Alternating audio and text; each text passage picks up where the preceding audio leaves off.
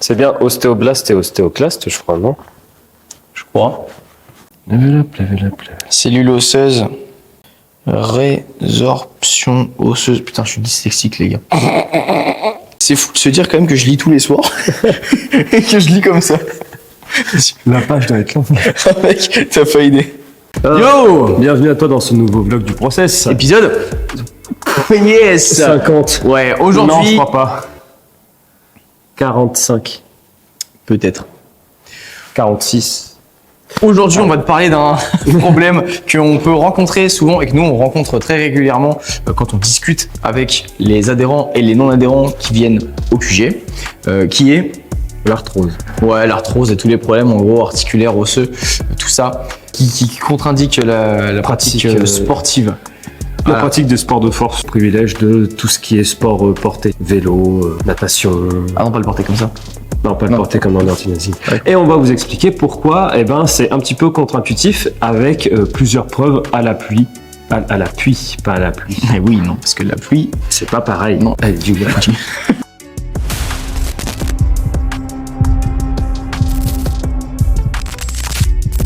La fonction primaire de l'os, c'est quoi? Bah, c'est de porter les muscles. Ok, c'est un petit peu comme une structure, c'est comme les fondations, quoi. C'est l'ossature. C'est la charpente du bâtiment qui est du coup votre corps, votre sanctuaire. Votre temple. Exactement. De la culture physique. L'os est composé de quoi? Dedans, il y a de la moelle osseuse. Putain, attends, cours de STAPS. Oh, baisse des prix des Rolex Explorer 2. Allez, Opportunité d'investissement durable. c'est le moment. Et c'est comme les Yachtmaster, le prix a diminué. Elles sont passées d'à peu près en occasion 34 000 à 25 000 euros. Ce qui est une affaire. Et c'est une affaire. Donc moi j'en ai pris 4.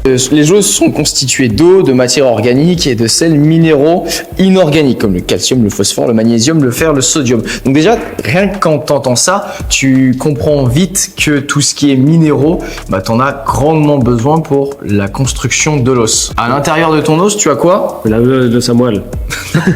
Ouais, d'accord. Et pour ceux qui se mangent pas, tu as la moelle. La moelle. La moelle, voilà. Ouais. T'as deux types de moelle. Oui.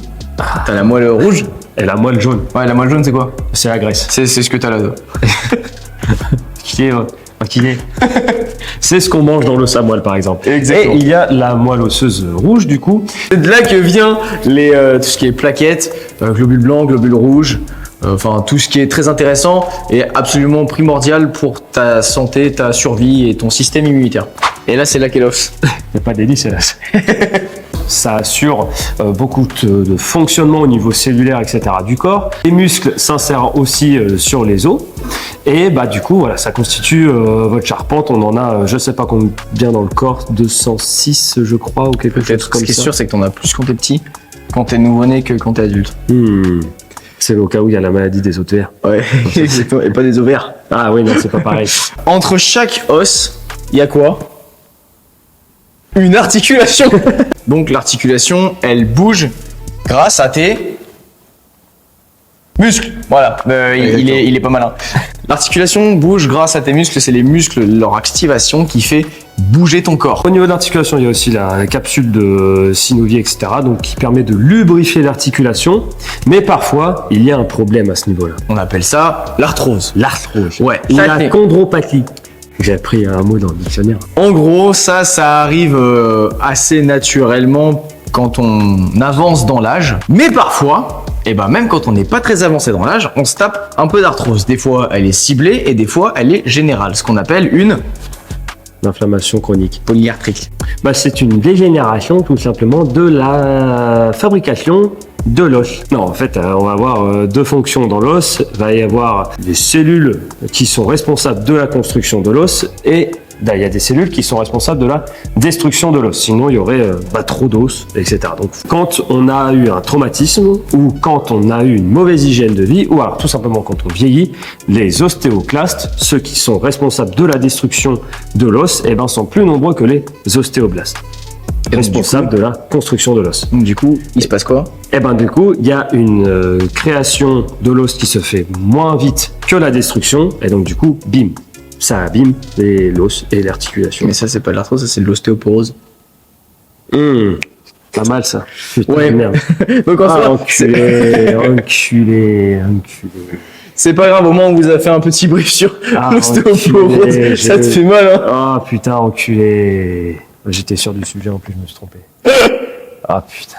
Oui, mais bon. En gros, l'arthrose, c'est un peu le même concept que l'ostéoporose, Vas-y, mais moi, je vais sur faire de la gueule, l'articulation. je vais fermer ma gueule. L'articulation, le gros problème qu'on rencontre au jour le jour, c'est l'arthrose. C'est quoi l'arthrose? Donc, l'arthrose, ça va être une dégénérescence chronique qui se base surtout sur les articulations et ce qui fait que ça entraîne des douleurs pour la personne qui en est victime. Yes, donc ça, c'est engendré par une détérioration du cartilage articulaire. Quand il y a une détérioration du cartilage articulaire, effectivement, ça peut être douloureux et des fois, il peut y avoir des fragments de cartilage qui se baladent un petit peu dans l'articulation. Donc, Ce qui fait que ça fait... ah ouais, ça fait et ça fait mal sa mère parce que quand tu as un fragment de cartilage qui se balade dans ton épaule, ça va, tu vas porter ton carton, bim, là ça va toucher le reste de l'articulation et tu sens que tu as un truc dans l'épaule qui te pique. C'est vraiment pas très agréable. Il y a plusieurs moyens de pouvoir échapper ça. Tu as soit la chirurgie où ils vont enlever des morceaux de cartilage qui sont en trop, soit tu as l'acide hyaluronique. Ouais, t'as les infiltrations aussi. Les infiltrations, ouais. C'est assez invasif pour l'articulation. Donc en fait, voilà, quand on annonce qu'on a de l'arthrose, souvent, soit le médecin va te dire faut faire des infiltrations, soit il va t'annoncer qu'il faut que tu arrêtes de bouger et que tu ailles faire de la piscine. Et dans le point numéro 2, on va t'expliquer quel type de mouvement est intéressant, ta gueule, pour l'arthrose. Quel type d'entraînement est intéressant du coup quand on a de l'arthrose? Contrairement à tout ce que les médecins pensent, les sports où il va y avoir des impacts, bien sûr, fait intelligemment. Pourquoi? Parce que du coup, lorsque tu vas assigner des impacts de balles, des impacts dans tes articulations, dans ton système musculo-squelettique, forcément, ça va entraîner un petit peu tout ça et ton corps va mettre en place des réactions défensives pour que du coup, les traumatismes inflige de moins en moins de dégâts à tout ce qui est muscle et os. Donc du coup, il va rendre ça un peu plus solide. C'est un peu le même concept que quand on est bien portant. Effectivement, l'entraînement va venir nous renforcer, que ce soit les tendons, les ligaments, les muscles ou les os, même le système nerveux. Bref, on va se renforcer. Là, quand on a de l'arthrose, il faut le prendre plus intelligemment. Et de toute façon, c'est primordial de s'entraîner avec un entraînement de résistance, puisque si on fait de la piscine, donc c'est très cool, hein. La piscine, tu te fais porter par le poids de l'eau, il n'y a pas forcément de douleur, ou en tout cas moins de douleur que si j'allais taper un basket, si par exemple j'ai de l'arthrose du genou. Il n'y aura pas de sollicitation suffisante pour engendrer un mécanisme d'adaptation, et donc du coup ton articulation va pas forcément s'adapter et aller mieux après une séance de brasse plutôt qu'après une séance de squat. C'est un peu comme on le dit à chaque fois dans nos vidéos, parfois il y a des choses qui règlent le problème et d'autres qui le contournent. Bien sûr, il y a aussi la souplesse et la mobilité articulaire qui rentrent en jeu, à savoir que si j'ai une bonne mobilité de cheville, une bonne mobilité de bassin, il va y avoir peut-être moins de contraintes sur mon articulation du genou. Donc limiter aussi le risque que l'arthrose du coup devienne de pire en pire si j'ai de l'arthrose au genou par exemple. Le surpoids du coup, si je suis en surpoids, je mets énormément de pression sur mes articulations. Exactement. Si je perds du poids, il y a moins de pression sur les articulations aussi. On va te parler un petit peu d'une étude qui a mis en avant l'impact en fait du renforcement musculaire sur de l'arthrose. Qui date de quand? 2013. Okay. Et par contre, tu as en lien dans la description l'étude. Donc si jamais tu sais parler anglais et que ça t'intéresse, tu peux cliquer sur l'étude, le lien qui sera dans la description. Resistance exercise for knees arthrose, parce que je sais pas dire ce mot-là. Bref, en gros, cette étude a mis en place un protocole de renforcement musculaire sur des exercices de force sur le bas du corps pour l'arthrose du genou. Et il a été démontré que peu importe le type d'exercice que c'était, celui qui a le plus de résultats, c'est avec des charges additionnelles, donc des squats, des fentes, de la presse. Ça a un impact positif sur la santé, déjà au global, et la santé articulaire, puisque ton articulation du coup a beaucoup moins de contraintes, elle est beaucoup mieux soutenue, et en plus sur le long terme, comme tu l'as dit tout à l'heure, tu stimules ton cartilage et tes os, donc du coup la régénération de ceux-ci. qui te permet en fait d'avoir une articulation en meilleure santé et de moins subir ton arthrose. C'est pour ça qu'on n'aura jamais d'arthrose, mec. Bah, moi j'en ai déjà, mais. Ouais, mais ça craint. Au genou? Ouais. Bah, c'est à cause de tes croisés, ça. Ouais. Sinon, non, c'est bon, ça va. Moi, je suis pas athlétique. Hein. Ouais, non, t'es pas athlétique. Point numéro 3. Qu'est-ce qu'on va mettre en place concrètement pour préserver tes articulations?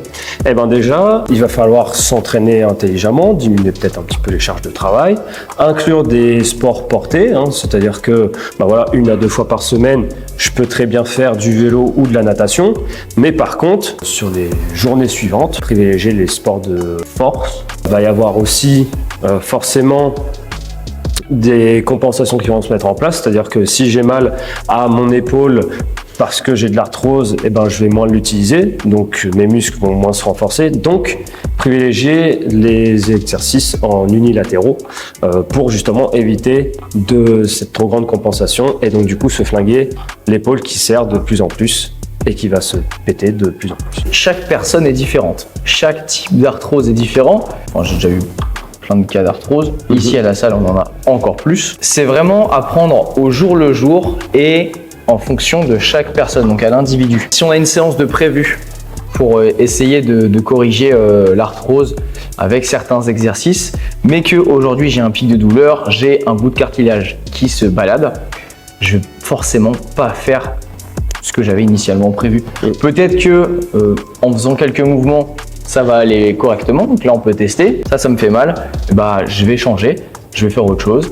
Mais le plus important, c'est renfort, un peu de travail articulaire, donc souplesse. Ouais. Et si on veut un petit peu de fun, piscine, tout ça. Idée, est-ce que quand j'ai de l'arthrose, je dois arrêter de faire du sport? Non. Non, voilà, ça c'est une grosse connerie. Est-ce que je dois arrêter de faire du crossfit ou de l'haltéro ou de la gym?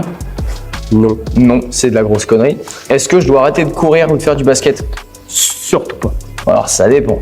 Si t'es en pic et que tu vas courir, vaut mieux faire du renfort tranquille plutôt que d'aller taper un foot. C'est ça. Où là tu peux te détruire complètement le genou si tu as de l'arthrose du genou. Ah, franchement, ouais. Tout ce qui est sport co en règle générale, mine de rien, même si vous aimez ça, forcément avec l'arthrose, va falloir diminuer un peu ou plus y aller comme avant, quoi. Parce que mine de rien, il y a quand même un mécanisme d'acceptation qu'il faut derrière, c'est-à-dire que votre articulation qui est arthrosée ne sera plus la même par la suite. On pourra mettre en place plusieurs choses pour limiter la casse sur le long terme, mais une fois que l'arthrose est déclarée, malheureusement, on peut pas, pour l'instant, on ne peut pas remettre le cartilage à sa place. Donc, oui, non, c'est sûr. On peut juste améliorer, mais par contre, on peut pas faire de miracle. Si par exemple vous êtes dans une salle de crossfit, que vous déclarez de l'arthrose et qu'ils vous regardent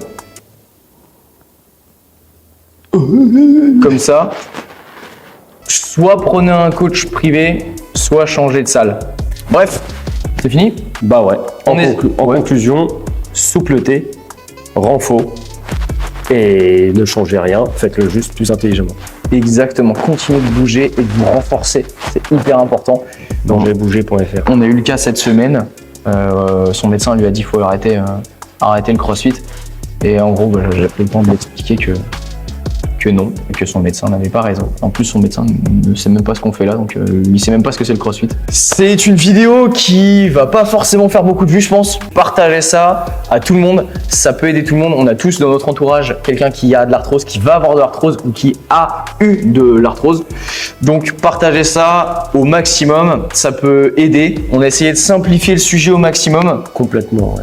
Ouais. Surtout en début de vidéo, très. On essaie de rester léger, que ce soit compréhensible pour tout le monde. Si vous voulez qu'on rentre beaucoup plus dans les détails, on pourra vous faire une vidéo plus en détail, mais c'est beaucoup de travail et puis personne ne va comprendre, donc c'est chiant. C'est ça, ça va être très scientifique. Ouais, ça va être chiant. Exactement. N'oublie pas de t'abonner, de te lâcher un like. Exactement, parce que si par exemple tu viens de consommer cette vidéo avec un contenu exceptionnel et on t'a partagé une étude mon gâté qui est un truc de fou. Personne ne l'a collé celle-là. Personne ne l'a collé celle-là. Et que t'es pas abonné mon gâté, on fait quoi? Déjà, je remets mon arthrose en place et après on vient chez toi. Et on t'enlève le cartilage. Et on t'enlève le cartilage pour nous le mettre. Exactement. Mais on t'enlève à la pince à épiler mon gâté. Tu vas voir qu'après ton... Alors qu'après mon paillot, tu vas moins bien marcher. Ah, ça va dire, on va bien marcher comme ça, hein. Sur ce, bisous.